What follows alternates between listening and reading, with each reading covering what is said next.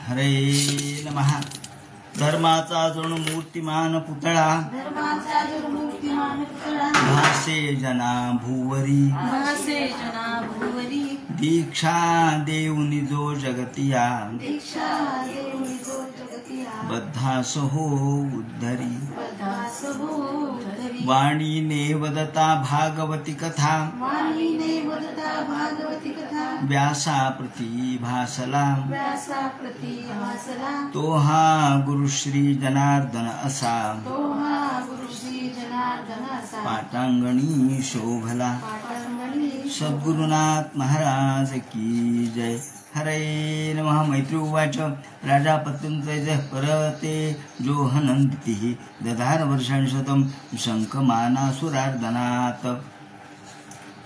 आज भाद्रपद शुद्ध चतुर्थी अर्थात भगवान गजानन प्रत्यक्ष वक्रतुंड सर्व विघ्नाचा विनाश करणारे भगवान गजवदन हे अवतीर्ण झाले।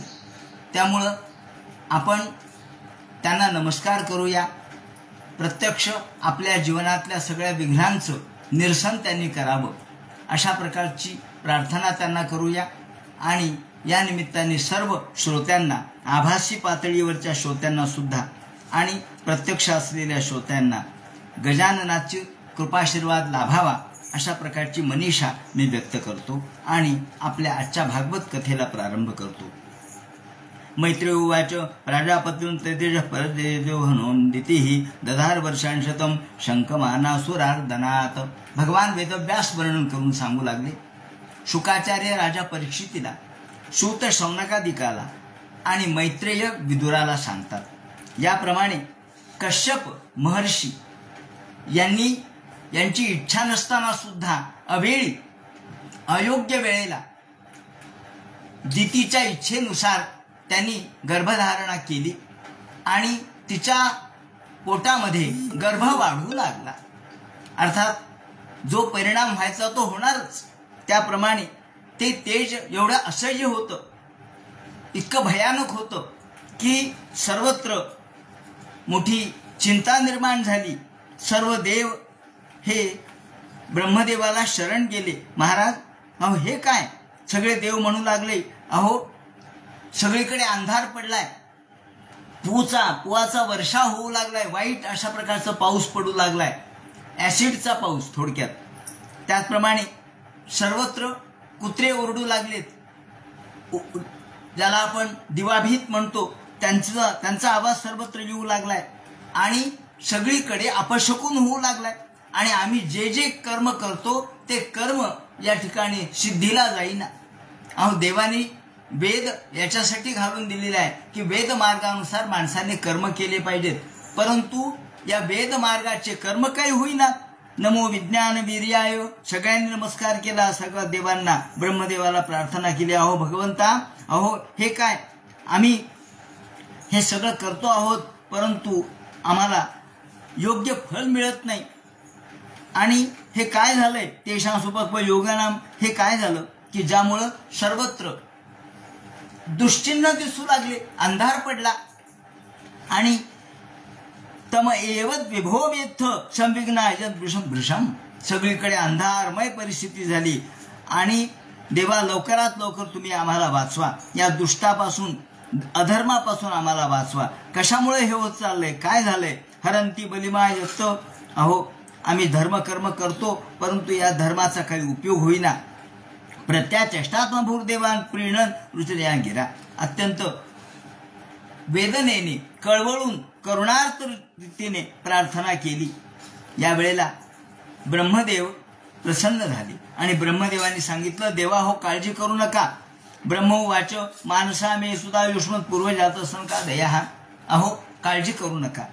हे दितीच्या पोटामध्ये राक्षसांचे गर्भ वाढतायत आणि त्यामुळं त्यांच्या दुष्प्रभावाने हे सगळं वातावरण दूषित झालेलं आहे। आणि हे का निर्माण झाले? तर हे राक्षस का जन्माला येणार आहेत? तर याचं कारण सनक सनंदनाचा शाप जय विजय यांना भवलेला आहे। तेव्हा हा शाप काय आहे, जय विजय यांना हा शाप का झाला हे ते सांगायला सुरुवात करतात. ब्रह्मदेव आता सांगतात देवांना की मानसा मे सुता युष्मत, माझे मानसपुत्र कोणते, सनकादिक हे मानसपुत्र आहेत. पूर्वजा सनकादया, हे सनकादिक देव, सनकादिक हे ऋषी 5 वर्षाचं वय असलेले अत्यंत तेजपुंज आणि वेदज्ञ, त्याचप्रमाणे ब्रह्मज्ञ आणि भक्त हे वैकुंठामध्ये भगवंताच्या दर्शनासाठी चाललेले होते. भगवंताच्या दर्शनासाठी हे निघाले. त्या ठिकाणी वैकुंठाचं वर्णन केलेलं आहे. अतिशय सुंदर वर्णन आहे वैकुंठाचं. वैकुंठ काय आहे हे जर पाहायचं झालं तर आपल्याला भागवतामध्ये पाहावं लागेल. वैकुंठ कसं आहे आपण त्याची कल्पना नाही करू शकत, कारण आपण वैकुंठापर्यंत जायला आपल्याला फार अवकाश आहे आणि गेलं तरी आठवणार नाही. म्हणून वसंती यत्र पुरुषा सर्वे, ज्या ठिकाणी भगवान एकमेव पुरुष आहेत, वैकुंठ मूर्तया, ही वैकुंठ मूर्ती आहे, चतुर्भुज मूर्ती आहे भगवंताची. ती कशी आहे, श्यामल रंगाची आहे. आणि हे भगवान वेदांनी ज्याचं वर्णन केलेलं आहे, म्हणून यस्य वाचा प्रजा सर्व गावस्तन्वे यंत्रिता असं म्हटलंय. वेद हे भगवंताने निर्माण केले आणि वेदरूपी व्यसन प्रत्येकाच्या नाकात घातली देवानी. वेद रूपी व्यसन आहे. ही व्यसन काय, यस्य वाचा प्रजा सर्व, प्रत्येक गाव म्हणजे ही बैलांच्या नाकामध्ये जशी आपण व्यसन घालतो त्याप्रमाणे गायीच्या नाकामध्ये जशी व्यसन घालतो आणि तिला आपल्या ताब्यात ठेवतो, त्याप्रमाणे वेदरूपी व्यसन प्रत्येक माणसाच्या नाकात आहे. तुम्ही म्हणता कुठे दिसत नाही, दिसत नसती, अदृश्य स्वरूपाची ही व्यसन आहे. म्हणजेच हे धर्म आहे आणि धर्माच्या चौकटीत आपल्याला वागायचंय.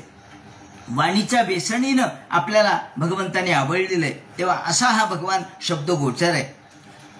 भगवंताच्या या वैकुंठामध्ये त्याने प्रवेश केला सनक सनंदनानी आणि त्यांच्या प्रवेशाच्या निमित्तानं वैकुंठाचं समग्र वर्णन भागवतकारांनी केलेले. एक अध्याय त्यासाठी खर्च केलाय. हे वर्णन असं आहे की हे नैश्रेयस नावाचं वन आहे. नैश्रेयस म्हणजे काय, निरपेक्ष भावना. नैश्रेयस म्हणजे आपले श्रेय, म्हणजे ज्या भौतिक सुखाची प्राप्ती त्याला प्रेय म्हणायचं. जी भौतिक सुखाची प्राप्ती त्याला प्रेय म्हणायचे किंवा प्रेयस म्हणायचं. आणि जी अलौकिक सुखाची भगवंताची प्राप्ती आहे त्याला श्रेय म्हणायचं. म्हणून हे वन कसं आहे, नैश्रेयस आहे. हे भगवंताच्या प्राप्तीचं वन आहे, ज्या ठिकाणी इच्छा राहत नाही. थोडक्यात कुठल्याही प्रकारचं काम, क्रोध, लोभ, मोह, मद, मत्सर कोणत्याही भावना या ठिकाणी नाही. फक्त भक्ती ही भावना आहे. आणि म्हणून हे नैश्रेयस उद्यान आहे. कामदुघैर द्रुमैही, सगळीकडे कामदुघ म्हणजे ज्याप्रमाणे या कामदुघा नावाची, अर्थात जिच्यापासून आपल्याला सगळ्या गोष्टी प्राप्त होतात, अशी गाय जशी असावी, सगळं प्राप्त करून देणारी कामधेनू जशी असावी, तसे इथे वृक्ष कोणते आहेत ते म्हणतात हे कल्पवृक्ष आहेत. सगळीकडे कल्पवृक्ष. हे कोणते कल्पवृक्ष आहेत तर ते निरपेक्ष, कोणत्या प्रकारची अपेक्षा नसलेले वृक्ष आहेत. त्यातून माणसाच्या मनामधल्या सगळ्या इच्छा परिपूर्ण होतात. आणि इथे सगळे ऋतू एकाच वेळेला दिसत आहेत. वैमानिका सललना सरिता नियत्र. आणि याचं वर्णन त्यांनी केलंय की जिथे देव हे आपल्या स्त्रियांसोबत विमानामध्ये बसून त्या ठिकाणी येतात आणि जिथे गायंती लोक शमलक्षपणा आणि भरतुहू आणि गायन करतायत, तिथे गंधर्व गायन करतायत, त्याचप्रमाणे या अप्सरा नृत्य करतायत. अनेक पशु पक्षी त्या ठिकाणी आहेत, त्यांचा कोलाहल चाललेला आहे. खूप सुंदर वर्णन केलंय. कोलाहलो विरमते चित्र. सगळीकडे पक्ष्यांचा आवाज आहे, मग पोपटाचा आवाज आहे, मैनेचा आवाज आहे, त्याप्रमाणे मोरांचा आवाज आहे, बाकीच्या पक्ष्यांचा आवाज आहे, काही प्राण्यांचा आवाज आहे. पारावतन निवृत्त सारस, चक्रवाक सारस आहे, चक्रवाक आहे, पारावत आहे, हंस आहे, शुक, तितरी, बरहीण म्हणजे मोर, या सगळ्यांचे आवाज या ठिकाणी सगळीकडे गुंजायला लागलेले आहेत. आणि आवाजाने सगळं वन मोठं प्रफुल्लित झालंय, आनंदित झालंय. एकतर झाडं कोणते तर कामदुघ, झाडं कोणते तर कल्पवृक्ष, त्याचप्रमाणे वन कोणतं आहे तर निःश्रेयस.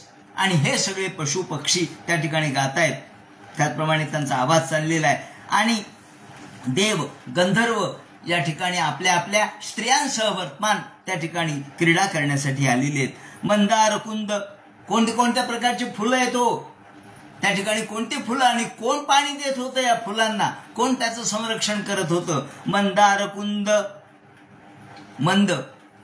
मंदार, त्याचप्रमाणे कुंद फुलं, उत्पल. आता उत्पल चंपकाकर्ण आणि अंबुज पारिजाता. तुम्ही म्हणाल उत्पल म्हणजे कमलच आणि अंबुज म्हणजे कमलच, मग इथं द्विरुक्ती झाली का? ते म्हणतात नाही झाली. का? तो उत्पल म्हणजे रात्री उगवणाऱ्या कमलाला उत्पल म्हणतात. रातोत्पले, रात्री जे उमलतात त्याला उत्पल म्हणायचं, जे सकाळी उमलतात त्यांना अंबुज म्हणायचं. म्हणून अंबुज म्हणजे सकाळी उगवणारे कमल, त्याचप्रमाणे रात्री उगवणारे निळे कमळ. मंदार कुंद उत्पल चंपकाकर्ण, चंपक म्हणजे चाफ्याची फुलं होते. त्याचप्रमाणे पुन्नाग नाग बल बकुलांबुज पारिजाता, पारिजातकाचा सुगंध सगळीकडे येत होता. त्याचप्रमाणे हे बकुळीचे फुलं होते, पुन्नागाचे फुलं होते, चंपकाचे फुलं होते. उत्पल म्हणजे रात्रीचा उगवणारे कमल, विकसित होणारे कमल. अंबुज म्हणजे दिवसा विकसित होणारे कमल. गंधेर चिते तुलसी, आणि यांचा सुगंध सगळीकडे पसरलेला. पण यावेळेला तुळशीचा देखील सुगंध हाही येत होता. गंधेर चिते तुलसिका भरणे ननस्य, त्या ठिकाणी तुळशीचा गंध येत होता. पण बाकीचे सगळे जे फुलं आहेत हे मंद आहेत, मंदार आहे, कुंद आहे, पारिजात आहे, उत्पल आहे, यांचाही सुगंध आहे आणि तुळशीचाही सुगंध आहे. पण बाकीच्या फुलांना असं त्यांनी वर्णन केलंय जणू काही त्यांना सुद्धा भावना आहेत. आणि या फुलांना असं नाही वाटत की तुळशीचा सुगंध फक्त देवाला प्रिय आहे ना, आम्ही मात्र प्रिय नाहीत, असा दुस्वास, अशी ईर्ष्या, अशी भावना, असा अहमहमिका त्यांच्यामध्ये नाही. तात्पर्य काय? वैकुंठामध्ये जे वन आहे ते वनामध्ये सात्विक भावना सगळ्यांच्या मनात आहे. स्पर्धा नाही, दुष्ट हेतू नाही, माझंच बरोबर आहे तुझंच बरोबर आहे ही भावना नाही. का? तर ते वैकुंठाचं वन आहे. या वनामध्ये गंधेरची ते तुलसिका भरणे नस्या यस्मिन तपसुमनसो बहुमानयंती. ते म्हणतात, सगळे फुलं म्हणतात, अहो बरोबर आहे, देवाला तुळशीचा सुगंध आवडणार आणि तुळशीचा सुगंध आवडणं योग्यच आहे. जरी आमच्या फुलांचा सुगंध हा जरी चांगला असला तरी तुळस सगळ्यात श्रेष्ठ आहे. का? ती भगवंताला प्रिय आहे. आणि का प्रिय आहे? बहुमानयंती. का बहुमानयंती, का जास्त प्रिय? ते म्हणतात तस्मिन तपहा, तिने तपश्चर्या केली आहे आणि भगवंताला प्रसन्न केलंय, त्यामुळं तिच्या मध्ये असलेलं जे सामर्थ्य आहे ते आपल्यापेक्षा जास्त आहे. त्याचप्रमाणे तिथे जे वेगवेगळ्या प्रकारचे पक्षी गुंजारव करतायत त्या पक्ष्यांच्या मधून आपल्याला प्रत्येक पक्षी जणू काही भगवंताचं नामस्मरण करतोय असं वाटतं. यत् संकुलम हरिपदानती मात्र दृष्ट्याईर. आणि या वेळेला अनेक स्त्रिया त्या ठिकाणी आलेल्या आहेत. मोठ्या सुंदर सुंदर ललना त्या ठिकाणी फिरतायत. या सगळ्या सुंदर ललना त्यांनी अंगावरती चंदन धारण केलेलं आहे, गंध धारण केलेलं आहे आणि या गंधाचा लेप सगळ्या पाण्यामध्ये जातोय, त्याचा सुगंध येतोय. ते म्हणतात देवस्त्रियांच्या अंगावरचा जो चंदनाचा गंध आहे त्या स्नान करताना तो गंध पाण्यामध्ये जातो आणि त्याचाही गंध सगळीकडे पसरतो. पण त्यांच्या सौंदर्याकडे बघून कोणाच्याही मनात कामविकार निर्माण होत नाही. सौंदर्य आसक्त वृत्ती कोणाच्याही मनात निर्माण होत नाही, कारण भगवंताची सात्विकता सगळीकडे. त्यामुळं या येशाम बृहत कटितटास्मित शोभी मुख्या कृष्णात्मनाम रज न रज आदधुदुत्समयाद्यैहि. कृष्णाच्या रूपामध्ये सगळे तल्लीन आहेत, कृष्णाच्या नामस्मरणात सगळे तल्लीन आहेत. आणि असं वाटतं की हे पशुपक्षी सुद्धा कृष्णाचंच नाव घेत आहेत. आणि आणखी सुंदर एक वर्णन असं केलंय की लक्ष्मी भगवंताची दासी आहे जणू काही, ती भगवंताचा महाल झाडते हातामध्ये, ती देखील केरसुणी घेते म्हणे. पण तिची केरसुणी म्हणजे काय ते म्हणतात कमल हातामध्ये घेते आणि त्या कमलाने सगळं भगवंताचं मंदिर झाडून काढते, तिथे संमार्जन करते आणि नंतर मंदिर झाडून काढते, संमार्जन करते, सडा टाकते, त्याचप्रमाणे तिथे स्वच्छता ठेवते आणि नंतर ती स्नानासाठी येते. लक्ष्मी स्नानासाठी येते. ही लक्ष्मीचं वन आहे. आणखी एक लक्ष्मीचं वन आहे तिथं. या लक्ष्मी वनामध्ये ती स्नानासाठी येते. ते खास लक्ष्मीचं आहे, तिथं दुसरं कोणी जात नाही. श्री रूपिणी क्वणयती चरणारविंदम, आपले कंकण वाजवत वाजवत पैंजणांचा आवाज करत करत ती तिथे येते आणि हरी सद्मनी मुक्त दोषा, जी संपूर्ण दोषापासून मुक्त आहे, जी भगवंताच्या ग्रहाचं संमार्जन करते, मंदिराचं अनुलेपन करते, अशी ही तुळशीचा वास तिला देखील भगवंताच्या चरणाचा येतो. आणि अभ्यर्थती स्वर, आणि नंतर स्नान करण्याच्या वेळेला ती त्या पाण्यामध्ये आपलं मुख पाहते. तिला पाण्यामध्ये तिचं मुख दिसतं. भागवतकारांनी इतकं सूक्ष्म वर्णन केलंय आणि त्यातून सात्विकता कशी प्रगट झालीये. कारण आपण जर आपल्याजवळ जे जे गुण आहेत ते जर भगवंताला अर्पण केले नाही तर ते गुण निरर्थक आहेत. तुम्हाला गायन येतं ना, भगवंताच्या मंदिरात गायन करा म्हणजे तुमच्या गायनाचं सार्थक झालं. तुम्हाला चित्र काढता येतात, भगवंताच्या मंदिरात चित्र काढा म्हणजे चित्राचं सार्थक झालं. तुम्हाला वाद्य वाजवता येतं, कीर्तन प्रसंगी वाद्य वाजवा, तुमचं सार्थक झालं. म्हणजे आपल्याजवळ येणारे जे गुण आहेत त्या गुणांचं सार्थक कधी आहे, ते जर भगवंताला समर्पित केले तर सार्थक आहे. आता ही लक्ष्मी ही तर सौंदर्य संपन्न आहे. ती आपल्या मुखचर्येचं दर्शन घेते पाण्यामध्ये आणि वापी शुभिद्रुम तटा स्वला मृतापसू, वापी म्हणजे तडाग, त्या ठिकाणी असलेलं जलाशय, त्या जलाशयामध्ये आपलं मुख पाहते आणि म्हणते वा वा.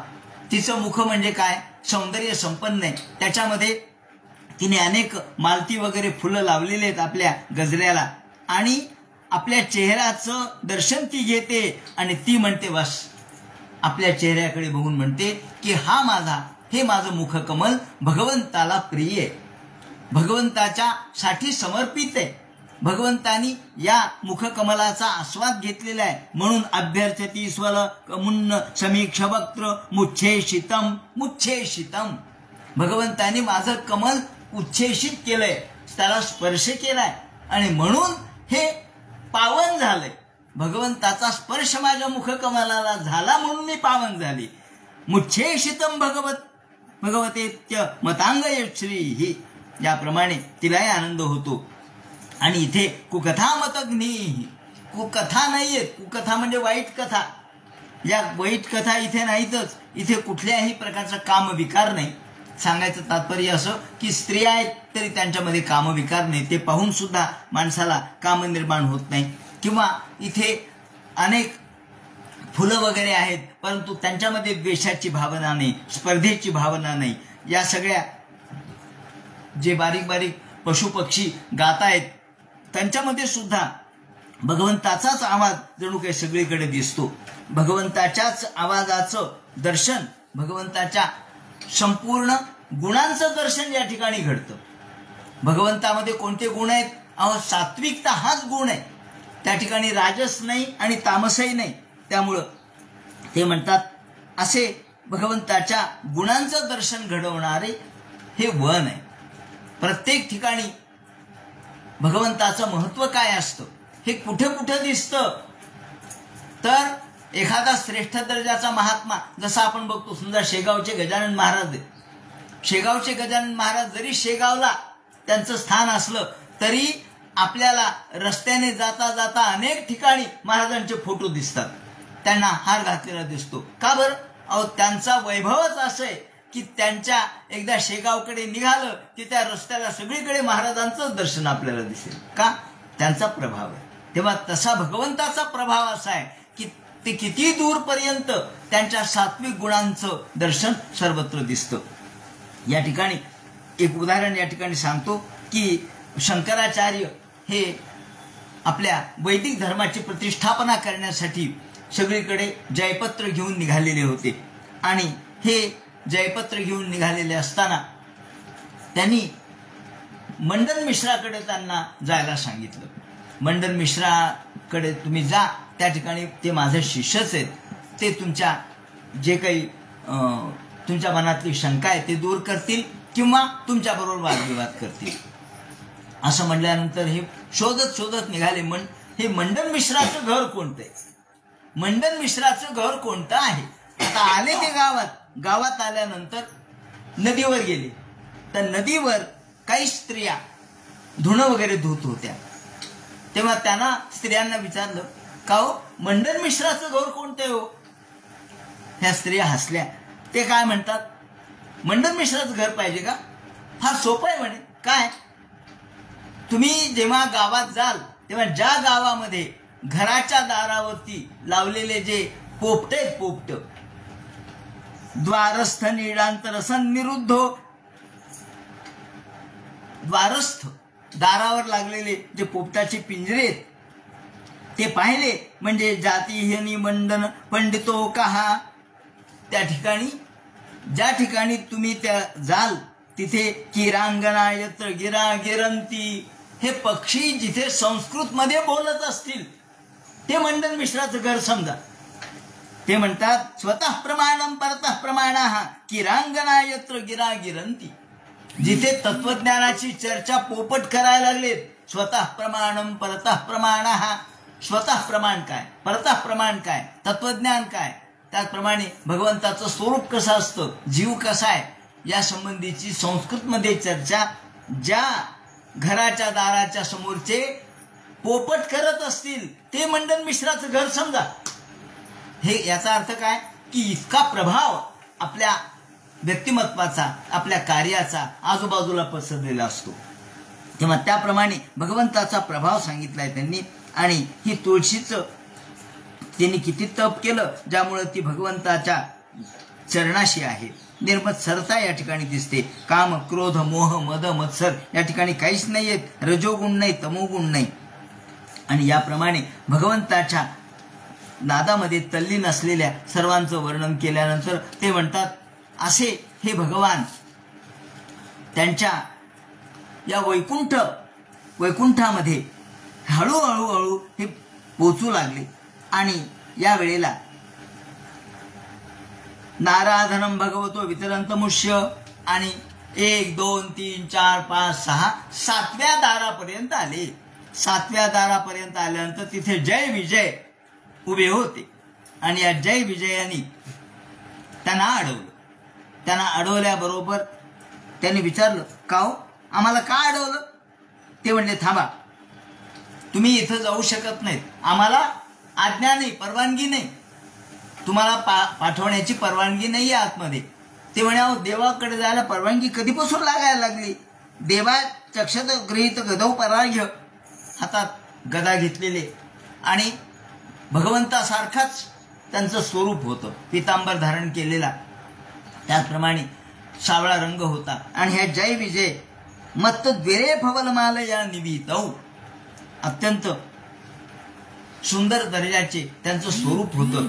वनमाला धारण केलेली होती, वक्त्र मृवा कुटिलया, आणि त्यांचे कुरुळे केस होते. एकदम त्यांनी लाल डोळे करून पाहिलं. रक्त क्षणेन च मनसा मनाग्र वसम दधानौ, थांबा थांबा थांबा, जायचं नाही. काठ्या आडव्या केल्या आणि सांगितलं, नाही, भगवंताची परवानगी नाही, तुम्ही जाऊ शकत नाही. असं पाहिल्याबरोबर निषिद्धमाना, निषेध केला, जायचं नाही. सगळे सनकादिक, अहो 5 वर्षाचं वय यांचं, दिगंबर होते, नग्न होते, वय 5 वर्षाचं होतं, पण ज्ञान हजारो वर्षांचं होतं. ब्रह्मर्षी होते, ज्ञान होतं, वेद आत्मसात केलेले होते. ते म्हणले, का हो आतापर्यंत असं कधीच झालं नाही, तुम्ही आम्हाला अडवलं. भगवंताच्या दारामध्ये कुणी कोणाला अडवत नाही, परंतु तुम्ही अडवलं. ते म्हणे, भगवंताची आज्ञा नाही म्हणून आम्ही अडवलं. म्हणून उचू को आम्ही हैत्य भगवत परिचर्या, तुम्ही भगवंताच्या ठिकाणी राहता, भगवंताची परिचर्या करता, परिचर्या म्हणजे सेवा, तुम्ही भगवंताची परिचर्या करता, सेवा करता, आणि तरी तुमच्यामध्ये हा गर्विष्ठपणा, नम्रपणा नाही, तुम्ही मोठ्या गर्विष्ठपणाने आम्हाला अडवलं त्याचं दुःख नाही, पण जो तुमच्यामध्ये जो मद आहे, एखाद्या मदोन्मत्त हत्तीप्रमाणे तुम्ही दिसायला लागलात, तुमच्यामध्ये गर्व आहे, मद आहे. मालक एखाद्या वेळेला काही म्हणत नाही, पण नौकर मालकाच्या जीवावर फार फुशारकी मारतो, नौकरच फुशारकी मारतो, मालक आतमध्ये असतो, त्याला पत्ताही नसतो आपला नौकर कसा वागतो.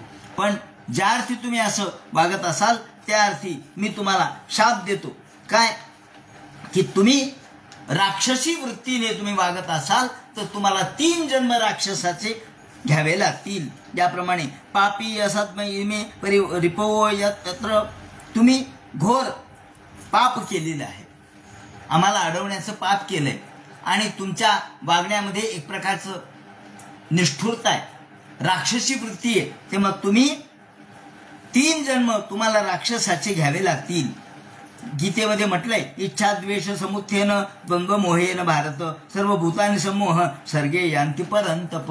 गीतेमध्ये 7व्या अध्यायात म्हटले इच्छा द्वेष समुत्थेन द्वंद्व मोहेन भारत. द्वंद्व मनात आलं किंवा द्वेष मनात आला की त्यातून सर्व भूतानि समूह सर्गे यांती परंतप, त्याला खाली यावंच लागतं, वैकुंठातून तो खाली आला. आणि एवढ्यात मोहो भवे, तुमच्यामध्ये मोह आणि द्वेष निर्माण झाला, तेव्हा तुम्ही या ठिकाणी राहायला योग्यतेचे नाही, म्हणून त्यांना शाप दिला. शाप दिल्याबरोबर इकडे एवं दैवत भगवान नरविंदानाभ स्वानाम विबुध्यत, इकडे भगवंताच्या कानावरती वार्ता गेली, अरे काय चाललंय बाहेर, गडबड काय चाललीये, कोण काय बोलतंय. आवाज आल्याबरोबर भगवान धावत आले.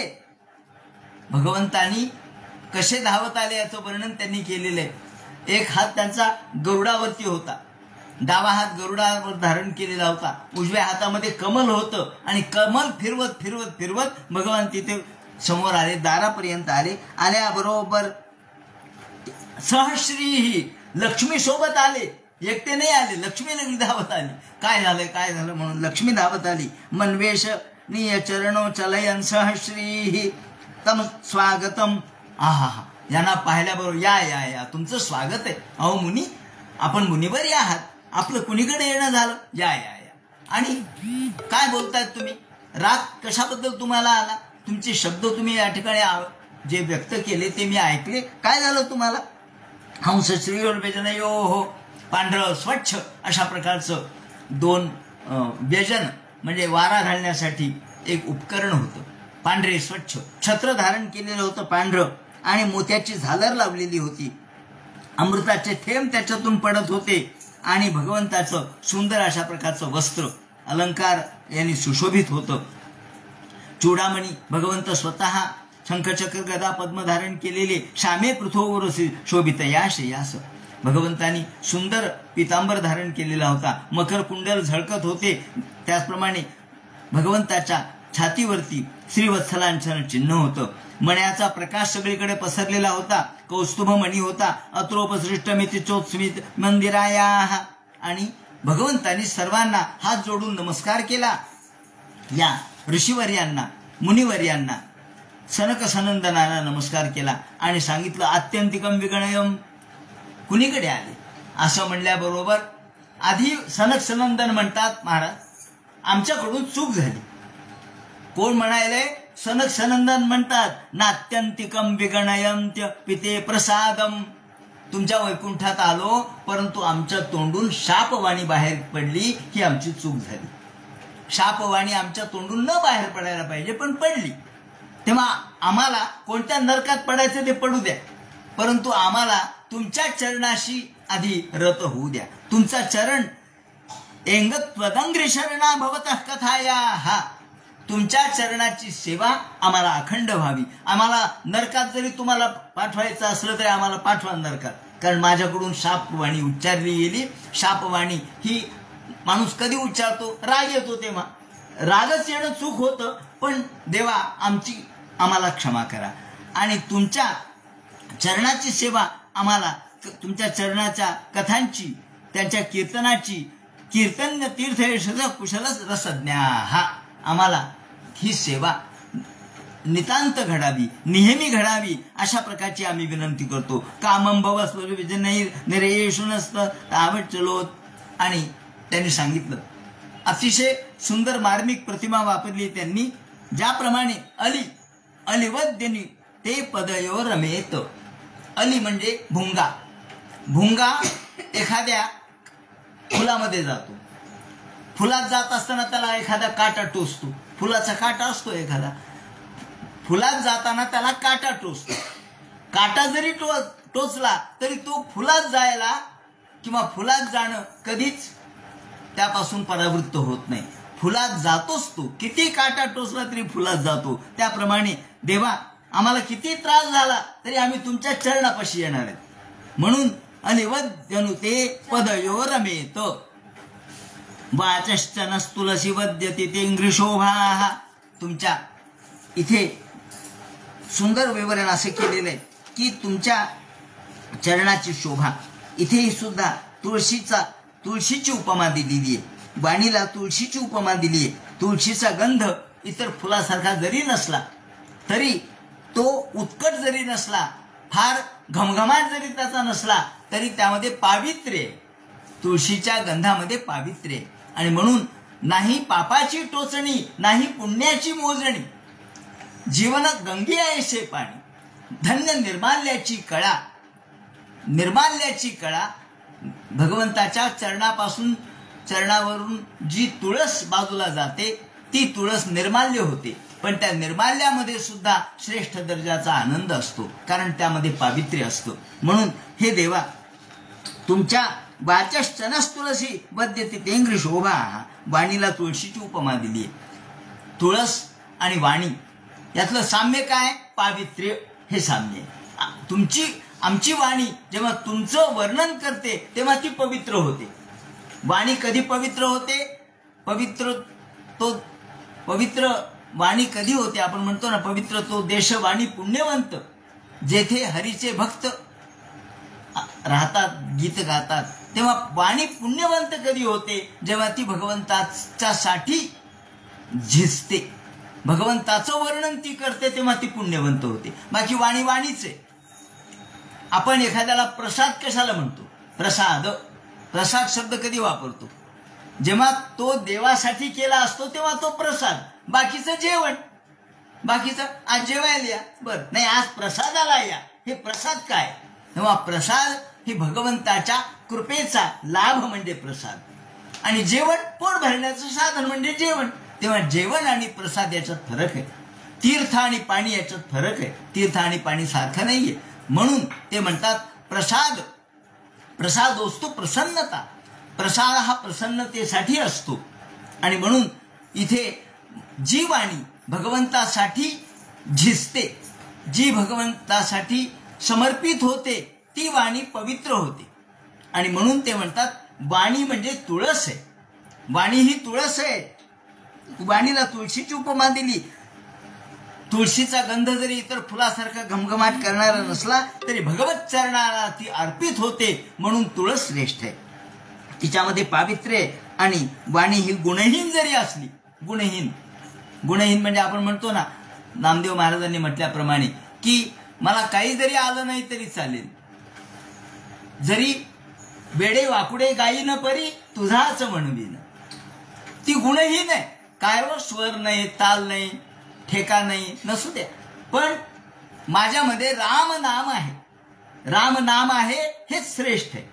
म्हणून त्याला जरी गुण नसले तरी सुद्धा भगवंताच्या गुणाने जी युक्त होते ती गुणान्वितच होते. म्हणून ते म्हणतात भगवंताच्या गुणाचं दर्शन तिच्यामधून घडतं. अशा पद्धतीने भगवंताला ते प्रार्थना करतात आणि म्हणतात की आम्हाला आमच्याकडून चूक झाली, परंतु आम्हाला तुमचं नेहमी दर्शन घडावं, तुमच्या चरणाची सेवा घडावी, तुमच्या गुणांचं कथन आमच्यापासून व्हावं. प्रादुश्चकर्थयदिदं पुरुहूत रूपम. हे देवा तुमचं रूप पुरहूत रूपम, तुमचं रूप दिसणं ही सोपी गोष्ट नाही, सामान्य गोष्ट नाहीये. भगवंताचं दर्शन होणं अनेक जन्माचं पुण्य त्या ठिकाणी फलित व्हावं लागतं, तर भगवंताचं दर्शन होतं. तस्मादिदं भगवते नमयित्विधे घेऊन भगवंता आपण या ठिकाणी आम्हाला दर्शन देण्यासाठी आलात, आम्ही पावन झालो, धन्य झालो. नमस्कार केला त्यांनी. आणि प्रतिनंदे जगादेद वैकुंठ निलयो विभू आणि कदर्थी कृत्यमाम यदो भव क्रातामतिक्रमम. आमचं अतिक्रम झाला, आमच्याकडून चूक झाली, आम्हाला क्षमा करा. असं म्हटल्यानंतर भगवंत हसतात आणि भगवंत म्हणतात, हे पहा, येशाम बिभरमे महाखंड विकुंठ योग. तुमची चूक नाही झाली, आमच्या जय विजयांची चूक झाली. ही विकुंठ आहे, याला वैकुंठ म्हणतात. वैकुंठ म्हणजे काय याची व्याख्या दिलेली आहे त्यांनी. कशाला वैकुंठ म्हणतात? येशाम बिभर्म्य हम खंड विकुंठ योग. ज्या ठिकाणी विषयानंद ऐंद्रिय भोग याला प्रतिबंध होतो त्याला वैकुंठ म्हणतात. विकुंठ म्हणजे थांबणे. काय थांबतं? तर विषयाचा आनंद थांबतो. जिथे भोग राहत नाहीत, जिथे विषयानंद राहत नाहीत, जिथे ऐंद्रिय भोग राहत नाहीत, विलास राहत नाहीत आणि मन विचलित होत नाही, त्याला म्हणतात विकुंठ. मन विचलित होत नाही. मग असे आपण पाहिलं, इतकं सुंदर सुंदर गायन चाललेलं आहे, पण त्यांचं मन विचलित झालं नाही. अनेक सुंदर स्त्रियांचं, ललनांचं या ठिकाणी यूथ आपल्याला दिसत आहेत, परंतु त्यांचं मन विचलित झालं नाही. कारण त्याला वैकुंठ त्यालाच म्हणतात की जिथे काम विकार माणसाच्या मनाला स्पर्श करत नाही. क्रोध, लोभ, मोह, मद, मत्सर जिथे या ठिकाणी स्पर्श करत नाही त्याला वैकुंठ म्हणतात. आणि म्हणून वैकुंठ शब्दाची व्याख्या असते येशाम बिभर्म्य मखंड विकुंठ योग माया विभूती रमलांग्री रजः किरीटैहि. आणि म्हणून हा वैकुंठ भाव आहे.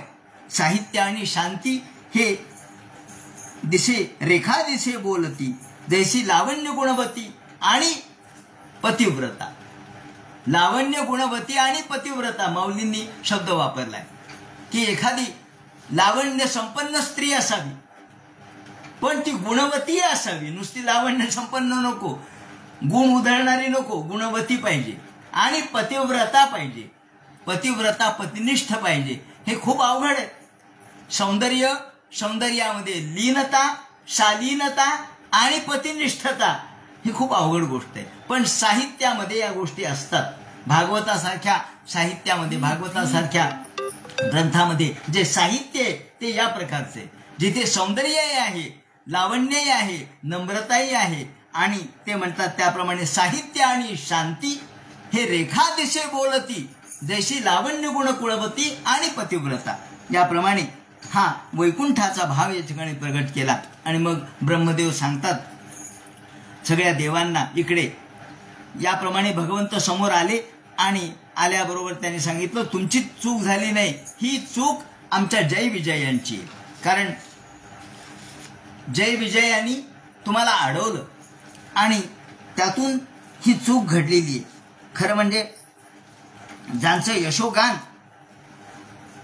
ज्या भगवंताचं यशोगान सर्वत्र लोक गातात, जिथे भगवंताच्या मोठेपणाची ख्याती सगळीकडे आहे, त्यांचे नोकर कसे असले पाहिजेत त्यांनी वर्णन असं केलंय की जर एखाद्याचं नोकर चांगला नसेल तर मालकाची दुष्कीर्ती कशी होते. तर ते म्हणतात ज्याप्रमाणे त्वचमी मिवांगमया, ज्याप्रमाणे एखाद्याला कुष्ठरोग झाला, तो कुष्ठरोग झाल्यानंतर जसा तो त्वचेला घातक ठरतो, सौंदर्यालाही घातक ठरतो, त्वचेलाही घातक ठरतो आणि लोकांनाही घातक ठरतो, त्याप्रमाणे सो साधुवाद सत्कीर्ती महंती त्वच मिवामया. ज्याप्रमाणे एखाद्याला कुष्ठरोग झाला म्हणजे तो कुष्ठरोग त्या माणसाला घातक आहे आणि त्याच्याजवळ कुणी येत नाही. नको रे बाबा, त्याचाच कुष्ठरोग आपल्याला लागेल म्हणून त्याच्या त्वचेला कोणी स्पर्श करत नाही आणि त्यालाही तो घातक आहे कारण त्याची त्वचा त्यामुळे बाधित झाली. तसा जर नोकर चांगला नसेल तर त्यामुळे माझी कीर्ती दुष्कीर्तीमध्ये रूपांतरित होईल. की काय देवाकडे आम्ही गेलोत पण तिथले नोकरच फार माजलेले. ज्या अर्थी देवानेच सांगितलं असेल, मग असं पुन्हा येतं माझ्यावर, देवानेच सांगितलं असेल असं वागा, त्याशिवाय ते तसं वागतात का. म्हणून जय विजय वाईट वागले. आपण म्हणतो ना की शिष्यस्य अपराधा गुरोर दंड. शिष्याने अपराध केला तर दंड कोणाला? गुरुला. मग तुम्ही का शिकवलं तसं? तुम्ही त्याचे कान का नाही पिळले वेळेवर? तुम्ही चूक झाल्याबरोबर त्याचे कान पिळले असते तर त्यांनी अशा पद्धतीचं धाडस केलं नसतं. सध्या पुन्हा ती जगदात. आणि भगवंताची कीर्ती ही स्वपच म्हणजे अत्यंत नीच दर्जाचे जरी कुणी असले, हीन लोक असले तरी सुद्धा भगवंताच्या कीर्तीने पवित्र होतात, पावन होतात. तेव्हा अशा भगवंताची कीर्ती ही सर्वांना उपकारक आहे. पण केवळ त्यांच्या नोकरामुळे जर दुष्कीर्त होत असेल तर नोकरांना शिक्षा देणं योग्यच होतं. आणि भगवंत म्हणतात, बरं झालं तुम्ही शिक्षा दिली. म्हणले कसं काय? मलाही द्यायचीच होती, मग का आतापर्यंत दिली नाही? आपण म्हणतो ना, मराठीमध्ये एक शब्द प्रयोग आहे की पाहुण्याच्या हाताने, पाहुण्याच्या काठीनं साप मारायचं. पाहुण्याच्या काठीनं साप मारायचं म्हणजे दुसऱ्याकडून काम करून घ्यायचं. काय म्हणले देवा, तुम्ही आमच्याकडून ज्यांना शाप घडवला तुम्ही का नाही दिला? ते म्हणले नाही, मी त्यांना सांगितलं होतं. मागे एकदा असंच झालं. म्हणले अहो लक्ष्मीला अडवलं म्हणले यांनी. एकदा लक्ष्मी आली, आल्यानंतर ती म्हणले जायचं नाही आतमध्ये. अहो मालकिनीला अडवल्यावर लक्ष्मी म्हणले तुम्ही मला अडवलं का? तुम्ही जेव्हा ब्राह्मणाचा अपराध करताल तेव्हा तुम्हाला शिक्षा झाल्याशिवाय राहणार नाही, हे लक्ष्मीने सांगितले म्हणे त्यावेळेला. आणि त्याचा आत्ता उपयोग झाला, त्याचे आत्ता खात्री पटली, त्याची सत्यता आत्ता पटली की लक्ष्मीने दिलेला शाप, ब्राह्मणाचा शाप तुम्हाला भवेल, एक दिवस भरल्याशिवाय राहणार नाही, तुम्ही मला अडवलं. तेव्हा ते म्हणतात की लक्ष्मीला अडवलं तेव्हा तुम्ही रागवले नाहीत का? ते म्हणले मी नाही रागवलो. का तर आता आपलेच दात आणि आपलेच ओठ, काय रागवायचे, म्हणून मी रागवलो नाही. पण मला माहित होतं की इथून पुढे असं त्यांचं जर वर्तन वाढत वाढत वाढत गेलं, काय होतं, एकदा आपण एखादी गोष्ट माफ करतो, दुसरी गोष्ट माफ करतो, होत होत होत मग गुन्हेगाराला अशा पद्धतीच्या मनामध्ये बळ येतं की काही झालं तरी माझं काही होत नाही, माफ, देवच मला काही म्हणत नाही, बाकीचे काय म्हणणार आहेत. म्हणून आता ही मात्र आता कडेलोट झाला. तुम्हाला अडवलं आणि तुम्ही म्हणूनच त्यांना शापित केलं, हे योग्यच केलं. याप्रमाणे देवाची आणि सनक सनंदनांची संवाद झाला. आणि नंतर भगवान म्हणतात यस्तामी विक्त चरित्र वर्तमानाम, तुम्ही खरं म्हणजे माझ्यासाठी ब्राह्मण भक्त हा माझ्यासाठी किती श्रेष्ठ आहे, माझ्यासाठी भक्त हा किती अलौकिक आहे. मी भक्तावर किती दया करतो, किती प्रेम करतो. नव्हे, भक्त माझा जो ज्ञानी भक्त आहे, ज्या ठिकाणी ब्राह्मण जो शब्द आहे तो ज्ञानी भक्त या अर्थाने आलेला आहे, जात या अर्थाने आलेला नाही. ते म्हणतात जो ब्राह्मण, जो माझा भक्त आहे, जो ज्ञानी भक्त आहे, तो मला एवढा प्रिय आहे की मला न शरीर विरक्तमपि माम विहादी सत्स्याः, मला माझी लक्ष्मी सुद्धा प्रिय नाही. लक्ष्मी समोर म्हणतात ते, मला माझी पत्नी लक्ष्मी सुद्धा प्रिय नाही. न शरीर विरक्तमपि माम, मला ती देखील प्रिय नाही. मला देव देखील प्रिय नाहीत, मला यजमान देखील प्रिय नाहीत, मला यज्ञ देखील प्रिय नाही. यज्ञामध्ये हवन करतात, इंद्राय स्वा इंद्राय इदन्न मम, स्वाहाकार स्वधाकार वषटकार यज्ञामध्ये चालतो, तो यज्ञ सुद्धा मला प्रिय नाही. मला प्रिय काय आहे ते म्हणतात मदन हुत मुखेन यद ब्राह्मणस्य चरतो यद ब्राह्मणश्च मुखतो चरतो नुघासम. मला यज्ञ देखील एवढा प्रिय नाही ज्याच्यात डबेच्या डबे तूप टाकलं जातं. पण तो ज्ञानी भक्त, जो ज्ञानी भक्त आपल्या पोटासाठी नाही पण चरितार्थ चालावा म्हणून सुद्धा नाही, फक्त तो आता जीवन आहे म्हणून जगायचे, आत्महत्या करणं पाप आहे, जीवन आहे म्हणून जगायचे, म्हणून असा जगणारा जो ज्ञानी भक्त आहे, जो निरीच्छ आहे, त्याला कशाची इच्छा नाही, तो त्यागी आहे, तो सर्वत्र भगवान पाहणार आहे, तो जीवनमुक्त आहे. असा जीवनमुक्त भक्त जेव्हा पुरणाच्या पोळीचा घास तुपामध्ये बुडवलेला जेव्हा तोंडामध्ये घालतो आणि तो त्याचं चर्वण करतो, त्या प्रत्येक चर्वणात मला आनंद प्राप्त होतो. ते म्हणतात घृतप्लुत मदन हुतंभुंग मुखेन यद ब्राह्मणस्य मुखतश्चरतोनुघासम तुष्टस्य मय वहितैर निज कर्म पाकैहि. त्या प्रत्येक घासाने, त्या पुरणाच्या पोळीचा तुपामध्ये बुडवलेला घास, असा ब्राह्मण, पोटार्थी ब्राह्मण नाही, केवळ हाव करणारा ब्राह्मण नाही, इच्छा धरणारा ब्राह्मण नाही, दक्षिणेसाठी लोलूप असणारा ब्राह्मण नाही, तर जो निरपेक्ष आहे, सर्वत्र भगवंताचं रूप पाहणारा आहे, असा जीवनमुक्तामध्ये राहणारा असा जो ब्राह्मण आहे, त्याच्या प्रत्येक मुखातल्या घासामध्ये तेव्हा तो चावत राहतो, ते चावणं मला प्रिय आहे. ते चावणं म्हणजे तुष्टस्य मय्य हितैर, त्याने मी तुष्ट होतो, त्याने मी संतुष्ट होतो. माझे दोन मुख आहेत, एक अग्नी हे माझं मुख आहे आणि दुसरं ब्राह्मण हे माझं मुख आहे. अग्नी सुद्धा माझं मुख आहे, पण अग्नीपासून मला फार नंतर उशिरा प्राप्त होतं. आधी आपण अग्निमुखामध्ये हवन करतो, पण त्यानंतर ते लांबून प्राप्त होतं. तो जरा लांबचा मार्ग आहे आणि हा जवळचा मार्ग आहे, नियरेस्ट मार्ग आहे, ताबडतोब जातो. दूरचा मार्ग कोणता? पत्र पाठवलं 8 दिवसांनी मिळणार आहे पण 8 दिवसांनी, आणि फोन केल्याबरोबर आत्ता ताबडतोब वार्ता कळते. तसा ब्राह्मण म्हणजे माझ्यासाठी फोन आहे आणि यज्ञ म्हणजे माझ्यासाठी पत्र आहे. म्हणून ते म्हणतात माया विभूती, हे दोन मुख माझे आहेत. आणि अशा ब्राह्मणाच्या, अशा ज्ञानी भक्ताच्या चरणाशी मी लागतो. अहो शंकर, भगवान शंकर माझ्या चरणापासून निघालेल्या गंगेला डोक्यावर घेतात. माझ्या चरणापासून निघालेली जी गंगा आहे ती शंकराने डोक्यावर घेतली. माझ्या चरणापासून निघालेली गंगा शंकराने डोक्यावर घेतली, परंतु मी ब्राह्मणाच्या पायाचं तीर्थ डोक्यावर घेतो. मी माझ्या ब्राह्मणाच्या पायाची धूळ मी माझ्या मस्तकी लावतो. माझ्या माथा मुकुट करी. आपल्याला ज्ञानेश्वरीच्या 12व्या अध्यायामध्ये माऊलींनी विवरण केलंय की त्याची मी टाच धरतोय. भक्ताचं महात्म्य सांगितलंय त्यांनी की अशा ब्राह्मणाला कैवल्याचे अधिकारी, जे मोक्षाची सोडी बांधी करी, तयाचे आम्हा व्यसन ते आमुचे निधी निधान, ते तयाचे माथा मुकुट करी, ते तीर्थ ते क्षेत्र, ते जगतेचे पवित्र. तेच ब्राह्मण, ते ज्ञानी भक्त तीर्थ आहेत, ते क्षेत्र आहेत.